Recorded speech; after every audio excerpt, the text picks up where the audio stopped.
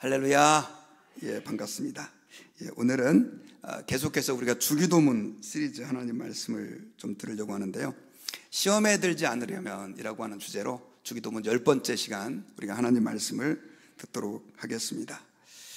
자, 예수님께서는 주기도문을 통해서 우리가 죄를 용서해 달라고 기도해야 된다라고 하는 말씀을 우리에게 전해 주셨습니다. 가르쳐 주셨습니다.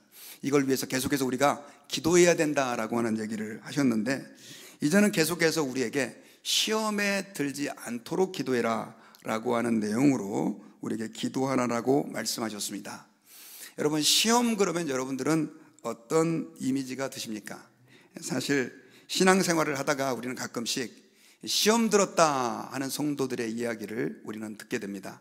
목사님 때문에 시험이 된다든가, 혹은 교회 중직자 때문에 시험이 된다든가, 혹은 같이 신앙생활하는 우리 교회는 순장님들 혹은 성도들, 동료들 때문에 시험에 들어가지고 내가 교회를 나가야 되나 말아야 되나 고민이 될 때 우리는 이런 분들을 시험 든다라고 말을 합니다. 그런데 대부분 이제 시험 그러면 이렇게 부정적인 이미지가 있는데요, 그런데 성경에 보면 꼭 이렇게 부정적인 이미지만 있는 게 아닌 것 같아요. 왜냐하면 하나님께서 아브라함, 우리가 그를 시험하셨다라고 하는 표현이 창세기에 등장하잖아요.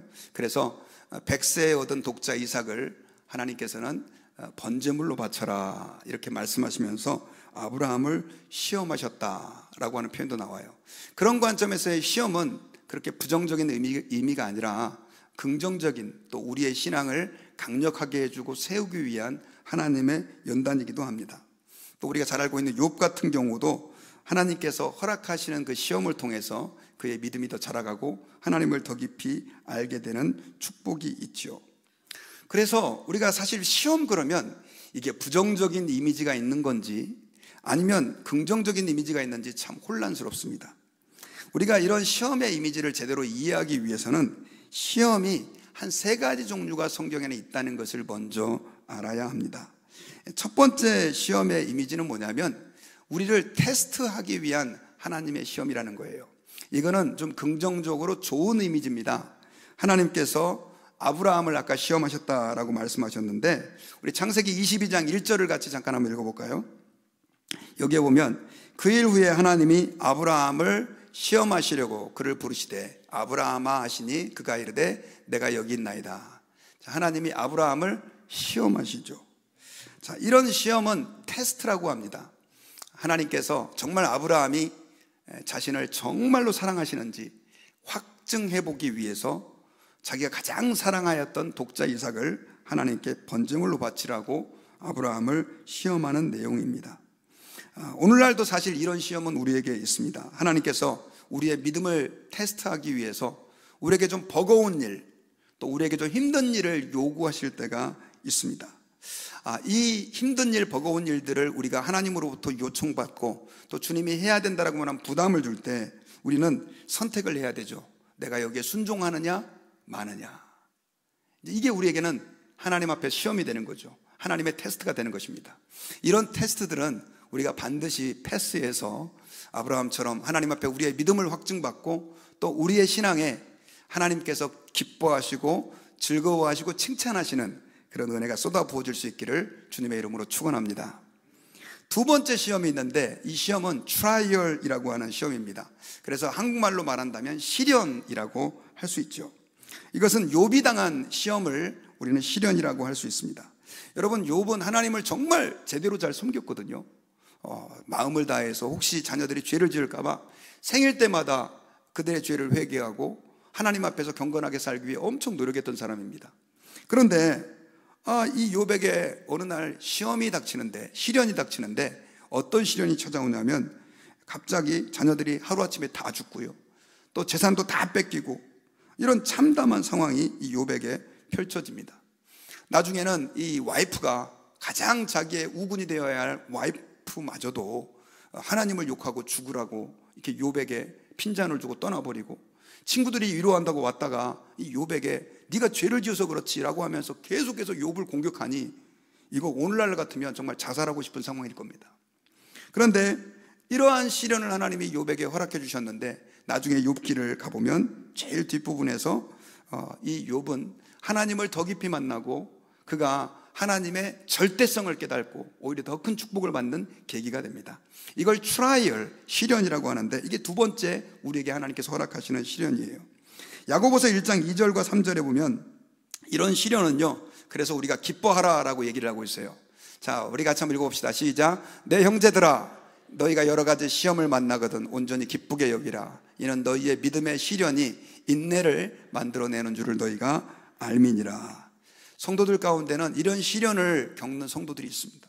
너무너무 갑자기 어려운 일이 생기고 아픔이 닥치고 고통이 닥쳐가지고 어떻게 할 수 없는, 그런데 여러분, 그런 상황에서도 우리가 오늘 말씀처럼 기뻐하고 감사해야 돼요. 왜냐하면 그것이 우리에게 인내를 만들어내고 우리를 하나님의 사람으로 정금과 같이 연단시켜 주시기 때문에 그렇습니다. 어릴 적에 저는 그런 말 참 많이 들었습니다. 어릴 때 고생은 사서라도 해야 돼. 우리 어머님이 또 우리 어르신들이 막 우리를 고생시키면서 막 그런 얘기 막 했잖아요. 야, 어릴 때 고생은 사서라도 해야 돼. 이 말은 돈 주고라도 고생은 어릴 적에 해야 된다. 왜 그런 말을 하느냐? 우리가 고생하는 것이 우리를 성숙한 인격, 또 단단한 사람으로 만들어가기 때문에 그렇습니다. 하나님께서는 우리에게 이런 시련을 허락하셔서 우리 하나님의 사람을 아주 강하고 담대하게 성숙한 사람으로 갖고 가십니다.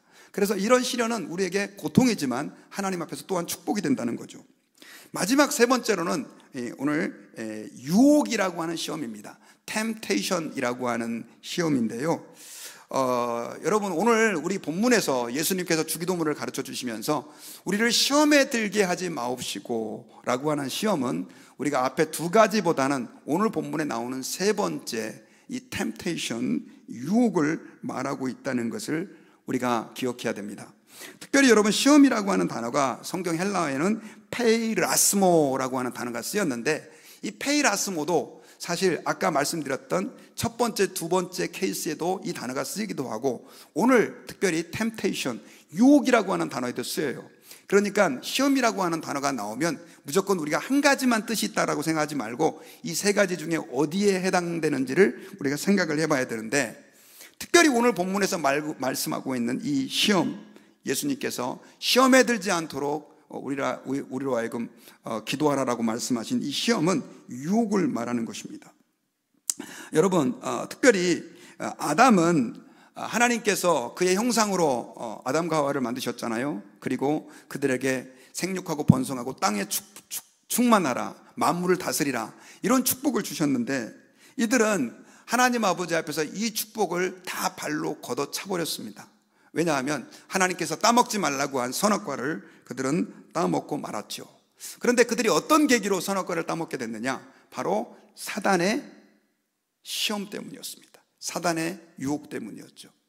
하와가 선악과를 쳐다보고 있을 때 이 사단은 하와를 충동질해가지고 뭐라고 얘기를 했냐면, 하나님이 이 선악과에, 이 동산에 있는 모든 나무의 실과를 따먹지 말라고 하시더냐라고 하는 질문을 던져서 결국 나중에는 이 선악과를 네가 따먹으면 눈이 밝아져서 하나님처럼 될 것이다 라고 하는 우리 인간에게 부여된 그 욕망을 부채질해서 결국 하나님 앞에 범죄하게 만들게 됩니다. 그래서 여러분, 이 세 번째 시험, 이 템테이션이라고 하는 시험은요, 우리 모든 인류를 죄에 빠뜨렸던 아주 무섭고 잔인한 시험입니다. 사실 여러분, 우리 인간에게는 다 욕망이 있는데 이 욕망이라고 하는 것은 하나님의 선물 가운데 하나예요. 우리에겐 여러 가지 욕망이 있지만 그 욕망을 우리는 크게 세 가지 정도로 요약해 볼 수 있는데, 그 중에 한 가지가 식욕, 먹는 욕망이죠. 여러분, 배고프면 먹어야 되잖아요. 배고픈데도 불구하고 저는 먹을 욕망이 없어요. 그러면 죽습니다. 그리고 성적인 욕망, 성적인 욕망에 대해서 부정적으로 얘기하는 분들도 계시지만 성적인 욕망은 하나님의 축복이에요. 우리는 성적인 욕망을 통해서 결혼을 할 수 있게 되고, 성적인 욕망을 통해서 자녀를 낳아서 하나님의 생육하고 번성하라고 하는 이 아름다운 축복을 하나님은 성취해 가는 것입니다. 그리고 명예욕이에요. 명예욕이라고 하는 것은 나쁘게만 우리가 말하지만 사실 우리가 명예욕이 없으면 무언가를 위해 우리 인간은 노력하지 않게 됩니다. 그러니까 사실 욕망의 세 가지로 대표되는 식욕, 성욕, 명예욕, 이런 것들은 결국 다 우리에게 주신 하나님의 축복이에요.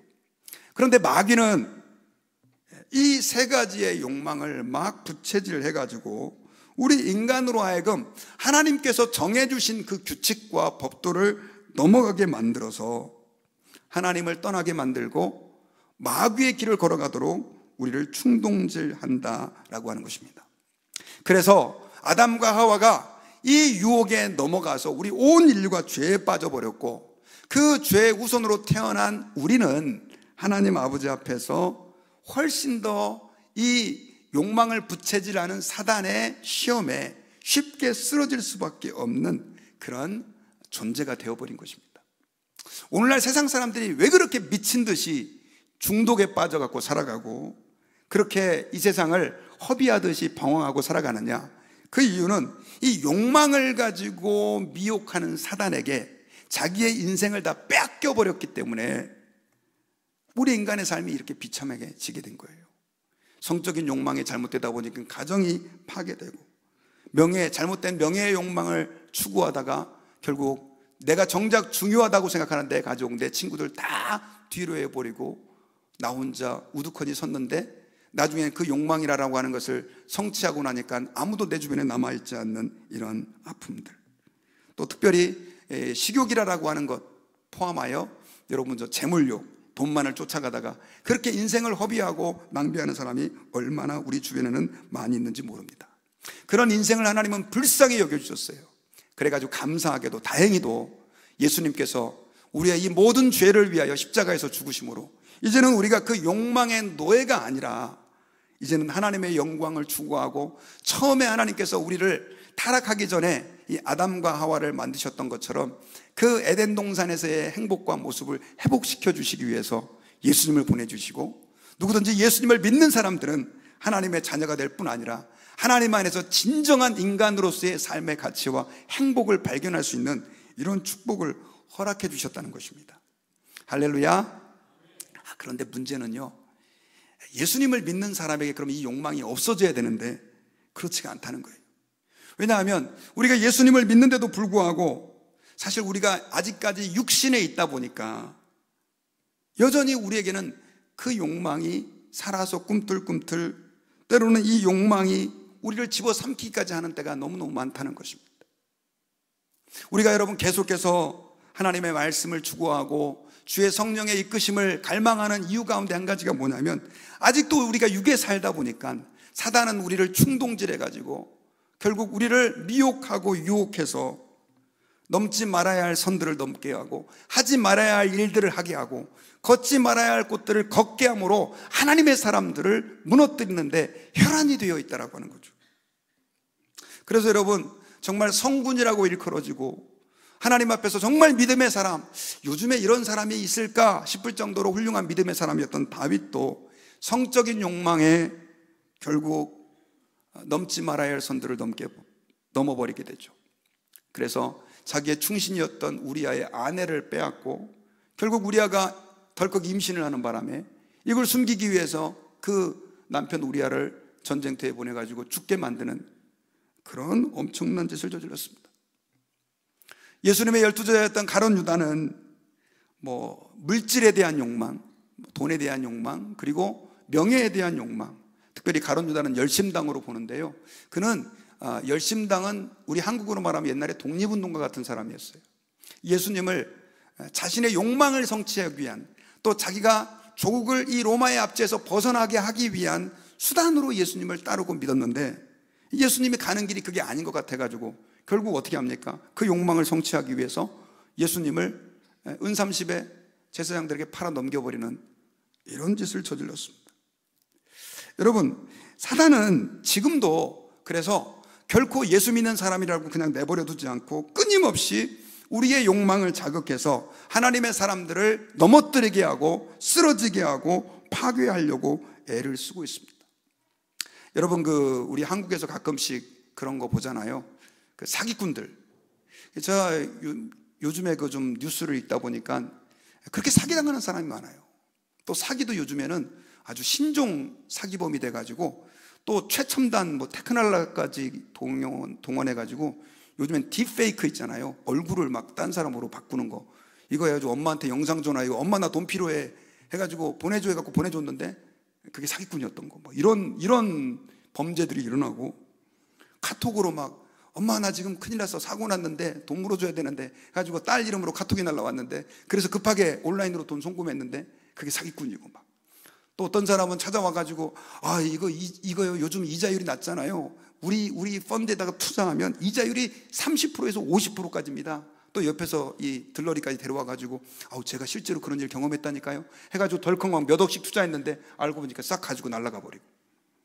근데 여러분, 사실 돈을 좀 벌고 싶은 욕망이 없는 사람들은 사기꾼들이 그렇게 와도 별로 그렇게 속지 않습니다. 그리고 저처럼 돈이 없는 사람들은 뭐 와가지고 뭐 그럴 일도 별로 없죠. 근데 돈 더 벌고 싶지 않은 사람이 누가 있어요? 다 그런 욕망이 있잖아요. 이게 욕망이 있는 걸 아니까 사기꾼들이 와가지고 탁 쿠킹하는 거예요. 여러분, 하나님이 우리 인간에게 주신 이 욕망들, 제가 그건 선물이라고 말씀드렸습니다. 그 욕망이 없이는 우리는 살아갈 수가 없어요. 그런데 마귀는 이걸 부채질해가지고 우리로 하여금 하나님 아버지 앞에서 넘어지게 하고 하나님을 떠나게 만들고 우리를 비참한 그리스도인으로 살아가게 만든다라고 하는 사실을 우리는 기억해야 합니다. 그래서 특별히 여러분, 야고보서 1장 13절과 14절에서는 이렇게 하나님이 야고보를 통해서 우리에게 말씀하셨어요. 사람이 시험을 받을 때 내가 하나님께 시험을 받는다 하지 말지니 하나님은 악에게 시험을 받지도 아니하시고 친히 아무도 시험하지 아니하시느니라. 자, 아까 앞에서 하나님이 아브라함을 시험했다, 이 시험과 다릅니다. 여기서 말하는 시험은 temptation, 유혹이에요. 자, 영어로도 tempting이라고 돼 있죠.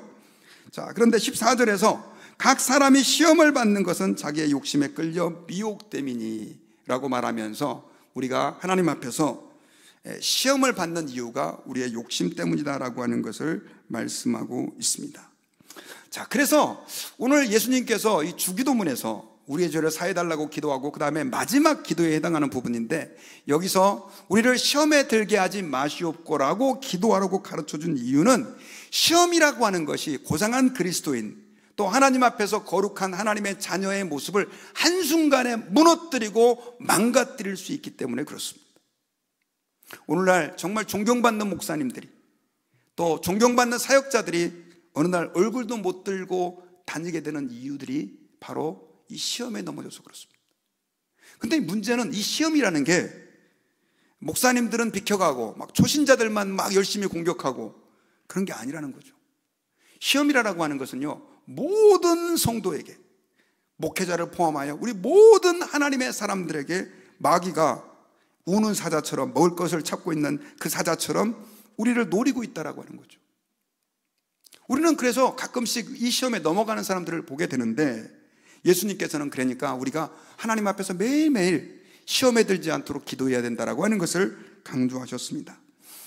자, 그렇다고 한다면 우리가 이 시험에 넘어지지 않으려고 한다면 어떻게 해야 될까요? 이 세 번째 유혹에 우리가 쓰러지지 않으려고 한다면 어떻게 해야 될까요? 한번 따라해 봅시다. 답은 기도하는 것입니다. 시험에 들지 않으려면 우리는 기도해야 됩니다. 우리 성경 마태복음 26장 40절과 41절을 같이 한번 읽어보십시다. 시작. 제자들에게 오사 그 자는 것을 보시고 베드로에게 말씀하시되 너희가 나와 함께 1시간도 이렇게 깨어 있을 수 없더냐. 시험에 들지 않게 깨어 기도하라. 마음에는 원유로되 육신이 약하도다 하시고. 자, 이 내용은 예수님이 십자가에 바로 잡히시기 전날 겟세마네 동산에서 기도하실 때입니다. 이제 몇 시간 뒤면 잡혀서 예수님은 죽으시게 되고, 그래서 땀방울이 핏방울이 되는 그 기도를 예수님께서는 드리고 있는데, 제자들은 지금 뭐 하고 있어요? 자고 있어요. 근데 제자들이 나쁜 게 아니에요. 왜냐하면 예수님께서 6월절 만찬을 거의 자정 밤 12시까지 지내고 그리고 나서 와서 철야 기도를 하는데, 또 그 성경에 보면요, 그날 하루 종일 예수님은 바빴어요. 그러니까 제자들이 피곤하면 좀 잘 수 있는 거 아닙니까? 그런데 예수님께서는 그 자는 그들을 한참 동안 기도하다가 와서 보면 자고 있고, 그래서 깨워, 야 기도 좀 해.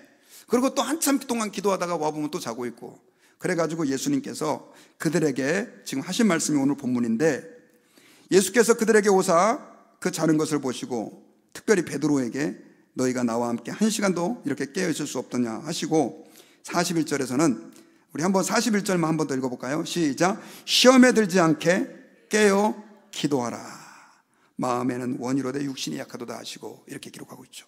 자, 시험에 들지 않도록 깨어서 기도하라 라고 말씀하고 있어요. 자, 이 말은 기도할 때 우리가 시험에 넘어가지 않을 수 있다라고 하는 사실을 우리가 기억해야 됩니다. 자, 반대로 얘기해 볼까요? 우리가 기도하지 않으면 우리는 어떻게 된다? 너무 제가 어려운 질문을 했나요? 다시 한번. 기도하지 않으면 어떻게 된다고요? 기도하지 않으면 시험에 듭니다. 목사도 기도 안 하면 시험 들고요. 장로님들 5대째 신앙생활하는 훌륭한 크리스찬 가정도 기도하지 않으면 시험에 듭니다. 그래서 예수님께서는요, 우리에게 주기도문을 통해서 시험에 들지 않도록, 시험에 들지 말게 하옵시고 시험에 들게 하지 마옵시고 라고 기도하라고 우리에게 시험의 문제를 주기도문에서 가르쳐 주셨다라고 하는 것입니다. 우리가 이 땅을 살아가면서 정말 수십 년 노력해서 아무리 큰 성공을 이뤘다 할지라도 주님이 한번 탁 치면, 죄송합니다, 사단이 한번 탁 쳤을 때 안 넘어가면 다행인데 넘어가잖아요. 그럼 그동안 수고한 거 아무 소용없었습니다. 이거는 목회자도 마찬가지고 성도님들도 마찬가지예요. 여러분, 우리는 시험이 얼마만큼 우리에게 두렵고 무서운 것인지를 좀 긴장해야 합니다. 그런데 그 시험에서 우리가 이기려고 한다면 어떻게 해야 되느냐? 바로 깨어서 기도해야 된다. 여러분, 그 종교개혁자 말틴 루터는 그래서 이런 얘기를 했습니다. 우리가 사단의 공격으로부터 피할 수는 없다. 그러나 우리는 사단의 세력에 굴복하지 않을 수 있도록 하나님께 기도해야만 한다. 자, 사단이 여러분들을 공격하는 거 피할 수 없어요. 사단은 누구든지 가리지 않고 우리를 공격합니다. 그러나 그 사단의 세력에 굴복하지 않을 수 있도록 우리는 하나님 앞에서 기도해야 된다는 것입니다. 그래서 말틴 루터는요, 늘 이렇게 기도를 했대요. 밤에 잠자리에 들기 전에는 주여 우리의 죄를 사하여 주시옵시고 하고 주무셨다가 아침에 일어나면 우리를 시험에 들게 하지 마옵시고라고 기도를 했대요. 또 어떤 분은 주기도문 다 하고 나서 밤새도록 쉬지 말고 기도하라 그러니까 대개 나라와 건세와 영광이 아버지께 영원히 싸움나이다 하고 주무셨다가 새벽에 깰 때 아멘 하는 분도 계시대요. 그냥 밤새도록 기도하는 게 되니까. 여러분, 우리가 하나님 앞에서요, 깨어 기도해야 된다라고 하는 것은 굉장히 중요한 문제입니다. 기도하지 않으면 우리는 마귀의 사단의 그 권세를 이길 수가 없어요. 우리는 사단의 권세에 쓰러진다라고 하는 것이 얼마만큼 우리 삶에 치명적인 데미지가 되는지를 우리는 좀 긴장해야만 합니다. 그리고요, 주님께서 우리에게 특별히 시험에 들지 않도록 깨어 기도하라라고 말씀하신 이유는 무엇이냐면, 우리가 우리 스스로는 그 시험을 이길 수 있다 없다? 있다 없다? 없기 때문이에요. 30년을 목회한 저는 좀 이길 수 있지 않을까요? 어떻게 생각하십니까? 우리 훌륭한 네팔까지 가신 서정수 선교사님은 시험이 와도 뭐 그냥 내가 그동안 내공이 어느 정도인데, 여러분 죄송합니다, 못 이깁니다. 시험은 우리 인간의 힘으로는 이길 수 있는 게 아니에요. 마귀가 대적하는데, 달라드는데 우리 힘으로 그거를 어떻게 이길 수 있습니까? 만약에 우리 힘으로 이길 수 있다면 예수님이 주기도문을 통해서 기도하라라고 말씀하지도 않으셨을 거예요. 우리 힘대로 이길 수 없으니까, 내 힘대로 안 되니까 우리가 어떻게 하는 겁니까? 기도하는 거잖아요. 저는 여러분, 많은 교회들이 예배 시간마다 주기도문을 암송하고 기도회가 끝날 때마다 주기도문을 해요. 그래서 어떤 목사님은 요즘엔 주기도문이 주문처럼 되었다고. 왜냐하면 그냥 주문처럼 낭송만 한다는 거예요. 사람들이 기도를 안 하고. 제가 참 일리 있는 얘기라고 그랬어요. 여러분, 이 주기도문은 사실 주문처럼 외운다고 하나님이 역사하는 건 아니고, 거기에 우리의 마음이 실린 기도가 되어야 되는 건데, 그 기도의 제목을 어떻게 해야 된다라고 하는 것을 주님이 가르쳐 주신 거예요. 그런데 여러분, 우리가 그렇게 주기도문을 암송하고 반복하고 해야 되는 이유는 뭐냐면, 절대로 특별히 이 주기도문에서 말씀하고 있는 기도 제목들은 우리 힘대로 무언가 할 수 있는 것들이 아니기 때문에 그렇습니다. 그러므로 여러분, 예수님의 말씀대로 우리는 깨어서 기도해야만 악한 마귀의 공격, 사단의 미혹으로부터 승리할 수 있다는 사실을 여러분들이 절대로 놓쳐서는 안 됩니다. 여러분, 군인들이 특별히 전쟁을 할 때 가장 중요한 게 뭐냐면요, 경계를 서는 것입니다. 깨어 있어서, 제가 파수꾼 얘기도 지난번에 했잖아요. 그런데 적의 공격에 대비해서 깨어 있는 것인데, 특별히 여러분, 이 경계를 하는 사람들은 지금 적들이 쳐들어오는지 아는지를 분별을 해야 되는데, 지금 적들이 공격해 오는데 이게 적인지 아군인지 모르고 적군이 우리를 공격해 들어오는지 아니면 그냥 놀러 오는지 분간하지 못하고 있다고 한다면 그 전투는 패배할 수밖에 없습니다. 우리가 하나님 아버지 앞에서 깨어 기도해야 될 이유는 뭐냐면, 사단은 지금도 말 그대로 적군들처럼 우리를 언제 공격할까 호시탐탐 노리고 있는데, 우리가 만약에 졸고 있는 경계병처럼 그렇게 있다고 한다면 우리는 그 사단의 공격에 당할 수밖에 없다는 거죠. 그러나 반대로 우리가 깨어 있다고 한다면, 눈을 이렇게 부릅뜨고 적들이 지금 나를 공격해 오지 않는가 깨어 있다고 한다면, 사단이 공격해 올 때 우리는 이길 수 있는, 또 대적해서 조치를 취할 수 있는 그런 지혜를 얻을 수 있게 되기 때문에 그렇습니다. 특별히 예수님께서 시험에 들지 않도록 깨어 기도하라 라고 하는 말은 잠자지 말아라 라고 하는 의미도 있지만, 어떻게 우리가 잠 안 자고 계속 기도만 할 수 있습니까? 하나님 앞에서 기도함으로 인해서 우리의 영혼이 깨어 있어야 된다라고 하는 것을 말씀해 주고 있는 것입니다. 여러분, 요즘에 가끔씩, 저는 군대 생활을 좀 오래 해가지고 이렇게 새로운 무기 나오면 이런 거에 관심이 좀 많은데요, 요즘 세상에서 가장 강력한 전투기가 혹시 무엇인지 아십니까? 세상에서 가장 강력한 전투기가요, 그 F-22라고 하는 랩터라고 하는 전투기입니다. 제가 사진도 하나 가져왔는데 이렇게 생긴 전투기입니다. 혹시 여러분 보신 분도 계실 수도 있어요. 상당히 오래된 전투기인데, 여러분, 이 전투기가 엄청나게 무서운 이유가 있어요. 이 전투기는 스텔스 기능이라는 게 있어요. 스텔스 기능이 있어가지고, 다른 전투기는 이렇게 전투기가 이렇게 다른 나라에 공격을 해온다든가 하면 이게 레이더로 다 잡힙니다. 그래서 적들이 오는구나, 전투기가 쳐들어오는구나 해가지고 방공포를 쏘거나 혹은 뭐 미사일을 쏴가지고 전투기를 떨어뜨려요. 요즘에 여러분 그 우크라이나 전쟁 때 그런 얘기 많이 나오잖아요. 그런데 이 랩터는 레이더에 잡히지가 않아요. 그래가지고 쉽게 말하면 이 전투기가 북한 상공을 날아갔다 오고 배회를 하고 와도 북한에서 전투기가 왔다 간 줄도 모른다는 거죠. 근데 여러분, 사단의 역사가 마치 뭐와 같으냐면 이와 같아요. 사실 우리가 사단의 역사를 잘 깨닫지 못하고 분별하지 못하면, 사단이 우리에게 공격해 들어와서 우리를 말 그대로 잡아먹으려고 애를 써도 우리는 아무것도 깨닫지 못하고 있을 수 있다는 거죠. 여러분, 우리가 특별히 하나님 앞에서 깨어 있어야 되는 중요한 이유는 뭐냐면, 이 사단은 마치 스텔스기 전투기처럼 우리를 공격해 오고 우리를 쓰러뜨리려고 애를 쓰고 있습니다. 근데 여러분, 이 사실 말 그대로 공격에서 우리가 방어하기 위해서는, 그래서 우리는 깨어 있어야 된다라고 하는 사실을 기억해야 합니다.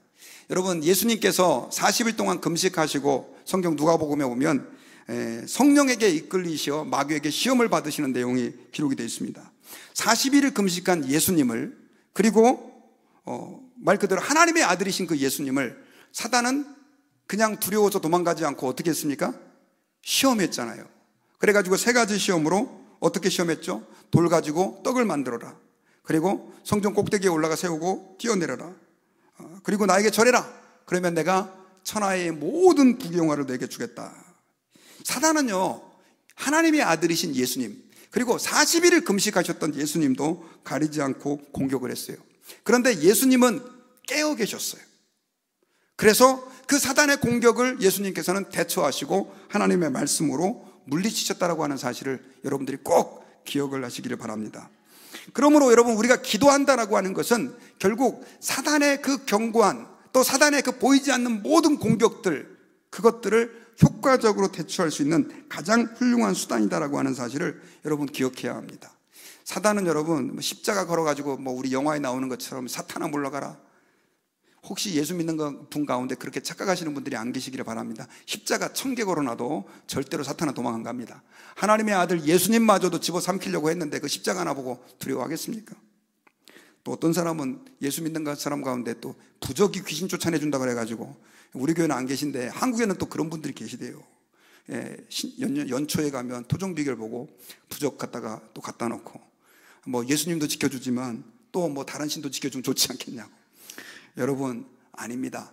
우리를 지켜주시는 하나님의 능력은 오직 성령의 인도하심과 또 하나님의 말씀이다라고 하는 사실을 저와 여러분들이 기억해야 됩니다.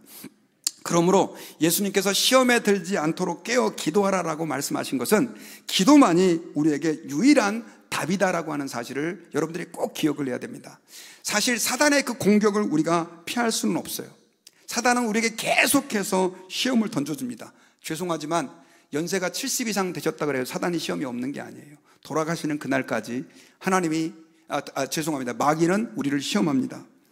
주기도문을 정말 엄청나게 연구하셨던 그 제로마이어스라고 하는 그분이 이 책을 썼는데, 그분이 쓴 책의 이름이 바로 주기도문 해설이라고 하는 책인데, 이분은 여기서 이런 얘기를 했습니다. 주기도문의 마지막 청원은 시험으로부터의 보호를 뜻하기보다는 오히려 시험 안에서의 보호이다라고 얘기를 했어요. 자, 주기도문에서 주님 시험에 들게 하지 마옵소서라고 하는 것은 저는 시험이 너무 싫어요. 목사님 얘기 들어보니까 시험 이거 절대 안 되겠네요. 하나님, 저로 하여금 시험에서 피하여 지나가게 해주십시오. 이 기도를 하라는 게 아니라는 거죠. 우리가 시험을 당할 때 이길 수 있는 힘을 구하라라고 하는 것입니다. 그러므로 여러분, 저는 저와 여러분들이 기도의 사람이 되실 수 있기를 주님의 이름으로 부탁드립니다. 여러분들은 기도 생활을 지금 어떻게 하고 계십니까? 뭐 다 열심히 기도하고 계시겠지만, 그러나 여러분, 많은 분들이 이런 얘기를 해요. 목사님, 좀 기도하고 싶은데 기도가 잘 안 돼요. 기도가 중요하다는 건 아는데요, 제 삶에 기도의 제목이 너무 많은데 저 잘 기도가 안 돼요. 이런 분들이 많이 계세요. 그래서 여러분, 저는 여러분들께 부탁드립니다. 우리 교회 금요기도회 있잖아요. 좀 같이 나오십시오. 정말 하나님 앞에서 성경에서요, 정말 절박한 기도는 편안한 상태에서 드리는 기도가 아니에요. 이민 생활하면서 여러분 다 기도하기가 힘든 거 압니다. 그리고 삶이 바쁜 거 알아요. 그런데 우리가 정말 기도만이 나를 마귀의 시험과 유혹으로부터 지켜준다는 걸 믿는다고 한다면 우리는 하나님 앞에서 기도해야 되는데, 내 스스로 기도할 수 없다면 당연히 우리는 하나님 앞에서 모여서 기도해야 되죠. 여러분들은 둘째다 친다 할지라도 지금 여러분들의 자녀들 얼마만큼 많은 시험과 유혹에 노출되어 있습니까? 예수님께서 제자들을 보내면서 내가 양을 늑대 가운데 보내는 것 같다라고 얘기를 했잖아요. 저는 우리 자녀들 생각할 때마다 그런 생각이 들어요. 이 타락한 미국 사회에서 그들을 마치 늑대 소굴에다 보내놓은 양들과 같은 느낌이 들어요. 그들을 어떻게 지켜줄 수 있습니까, 여러분? 그것은 우리가 그들을 위해서 간절한 마음으로 기도하는 것입니다. 또한 여러분, 우리가 하나님 앞에서 기도는 이렇게 주중에서도 해야 되지만 매일의 삶 속에서 기도해야 돼요. 다니엘 같은 경우는요, 우리가 다니엘 기도회 때도 그런 얘기를 들었지만 하루에 3번 정한 시간에 기도를 했습니다. 그는 대제국 바벨론의 총리였었어요. 얼마나 바쁜지 모릅니다. 저는 이 작은 교회 담임 목사만 됐는데도 불구하고 엄청 바빠요. 잠도 몇 시간 못 자고 너무 힘들어요. 그런데 대제국의 총리면 정말 시간이 없을 거예요. 그런데도 불구하고 그는 하루에 3번씩 시간을 정해놓고 기도했습니다. 왜 그랬을까요? 그는 하나님 앞에서 내 믿음을 지키는 비결은 기도밖에 없다는 걸 알았기 때문에 그렇습니다. 마귀의 그 모든 공격을 내가 이겨내서 하나님 앞에 능력 있게 살아갈 수 있는 길이 기도밖에 없다는 것을 알았어요. 그래서 그는 바쁜 일과를 뒤로하고 하루에 3번씩 시간을 정해놓고 기도한 것입니다. 저는 여러분들이 좀 시간을 정해놓고 하루에 3번은 아니라도 하루에 1번만이라도 좀 기도할 수 있기를 바랍니다. 특별히 여러분, 가장 기도하기 좋은 시간은 새벽입니다. 이번에 이제 다음 주부터 저희가 고난주간 특별 새벽 기도를 하는데, 일주일 요번에 짠 하는 행사로 그냥 한번 힘을 무릅쓰고 한번 해보자, 그것도 좋지만 저는 여러분들이 좀 새벽 기도를 생활할 수 있기를 주님의 이름으로 부탁드립니다. 저는 제가 목사인데도요, 목사임에도 불구하고 새벽에 기도하지 않으면 기도할 시간을 내기가 쉽지가 않아요. 오늘날 현대인들은 너무 바쁩니다. 목사님, 저는 아침에 너무 바쁜데 어떻게 제가 새벽 기도를 합니까? 일찍 일어나셔야 됩니다. 그럼 어떻게 일찍 일어납니까? 일찍 주무셔야 돼요. 그래서 여러분, 새벽에 일찍 일어나서 기도하시기를 원하시는 분들은요, 일찍 일어나는 것만 신경 쓰지 마시고 일찍 주무셔야 돼요. 사실 많은 사람들이 저녁에는 대부분 TV를 보거나 생산적이지 않은 일들을 합니다. 밤 10시 이후에 나는 너무나 중요한 하나님의 일을 합니다, 이런 분들 누가 계시겠어요? 젊은이들은 게임하거나 다른 거에 시간을 보내잖아요. 그래서 우리는 되도록이면 새벽 기도 나오려면 밤 10시엔 다 주무셔요. 같이 하나님 앞에서 깨어서 기도하고, 또 정말 목사님 저는 도저히 새벽에 운전 못합니다, 너무 거리가 멉니다 하는 분들은 온라인으로라도 교회 나오는 마음으로 같이 동참하셔서 하나님 앞에서 기도할 때 저와 여러분들의 시험과 유혹을 이길 수 있다는 사실을 기억하시기 바랍니다. 에베소서 6장에서는 그래서 우리에게 이렇게 말씀을 하셨어요. 모든 기도와 간구를 하되 항상 성령 안에서 기도하고 이를 위하여 깨어 구하기를 항상 힘쓰며 여러 성도들을 위하여 구하라. 자, 에베소서 6장은 하나님의 전신갑주를 입어라, 마귀의 괴계를 대적하기 위하여 하나님의 이 전 갑옷을 다 입어야 된다, 이 얘기를 하고 나서 그 마지막에 무슨 얘기를 하고 있냐면 기도와 간구를 하되 항상 성령 안에서 기도하고 이를 위해서 어떻게? 깨어 기도해라. 여기서의 깨어 기도하라는 얘기는 잠자지 말라는 의미도 있지만 우리가 하나님 앞에서 알라트죠, 경계하고 마귀의 그 모든 괴계를 이겨야 된다라고 하는 것을 우리에게 말씀하고 있습니다. 그러므로 여러분, 저와 여러분들이 하나님 앞에서 정말 이번 고난주간이 예수 그리스도의 고난을 묵상하되 기도하는 가운데 주님이 얼마만큼 나를 사랑하셨는지를 다시 한번 새롭게 깨닫고 하나님 앞에서 우리의 영혼이 새로워지는 축복의 귀한 시간이 되실 수 있기를 주님의 이름으로 부탁드립니다. 저는 이제 말씀의 결론을 맺으려고 합니다. 오늘 주기도문에서 예수님께서는 우리에게 너희는 이렇게 기도하라 라고 계속해서 말씀하시는 가운데 시험에 들지 말게 해달라고 하나님께 기도해라 라고 말씀했습니다. 시험은 우리 모든 그리스도인들에게 마치 하늘에서 융단 폭격하듯이 우리에게 공격해오는 악한 사단의 무기입니다. 실제로 우리 주변에는 그 시험 때문에 넘어진 사람들이 너무너무 많습니다. 어떻게 우리가 그 마귀의 시험을 이길 수 있을까요?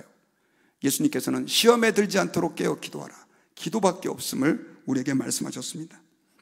여러분, 우리가 하나님 앞에서 이번 사순절 또 고난주간 부활주를 거치면서 우리의 삶에 있어서 매번 행사 예년처럼 그냥 하는 고난주간 부활절이 아니라 좀 기도의 능력이 회복되고 하나님 앞에서 정말 내가 하나님 앞에 깨어 기도하는 삶의 변화의 역사가 나타나는 그런 결단이 있으시기를 주의 이름으로 축원드립니다.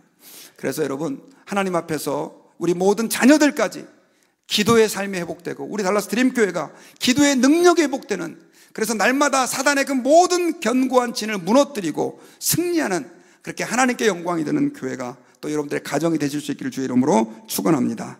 같이 기도하겠습니다.